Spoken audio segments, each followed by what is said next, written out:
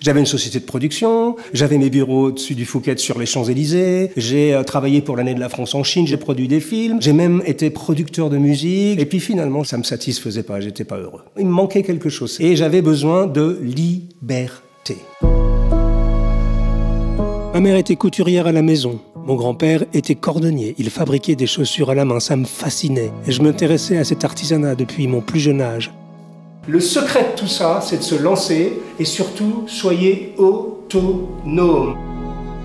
Au lieu d'acheter des costumes en prêt-à-porter, comme tout le monde, j'ai commencé à apprécier d'aller chez un tailleur traditionnel. C'était tout simplement mon plaisir. Ce monde manquait cruellement d'élégance. On pensait qu'il y avait de la place pour un blog. Parisian Gentleman, qui était un blog personnel au début, commençait à fonctionner avec mon fils et ma femme. Mon blog, Parisian Gentleman, devient le titre de mon premier livre, The Parisian Gentleman, qui est devenu un best-seller, qui est devenu un livre, puis 2 livres, qui est devenu une chaîne YouTube, puis 2 chaînes YouTube. Mesdames, Mesdemoiselles, Messieurs, bonjour et bienvenue dans ce nouvel épisode de nos discussions sartoriales. Les gens nous suivent parce qu'ils considèrent qu'on est authentique. Les gens nous croient parce que ce qu'on dit, c'est réel.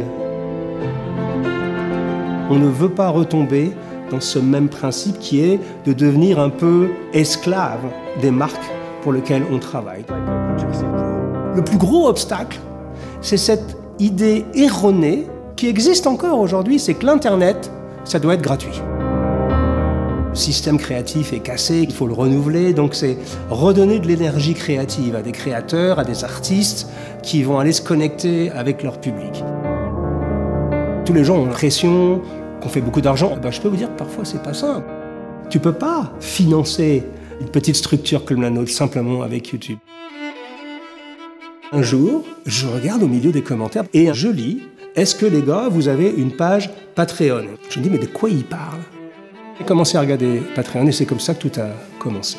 On s'est dit « Putain, c'est incroyable ce truc-là. » Vous n'allez pas financer un projet, vous allez soutenir des créateurs. C'est au-delà de l'argent. Cette sensation d'être connecté directement avec son public, ça apporte une vraie liberté d'expression et puis surtout, ça apporte une énergie folle. Patreon pour nous, ça a été un moyen d'intensifier notre rythme de production. On est passé à une autonomie. Aujourd'hui, on a notre propre studio podcast à la maison, avec notre propre lumière, notre propre son. Et on a même fait l'acquisition d'un petit studio pour podcaster. Patreon nous a aidés à passer à la vitesse supérieure en termes d'indépendance et de liberté d'expression. Patreon, c'est pour le revenu stable et aussi, bien sûr, la liberté, j'adore.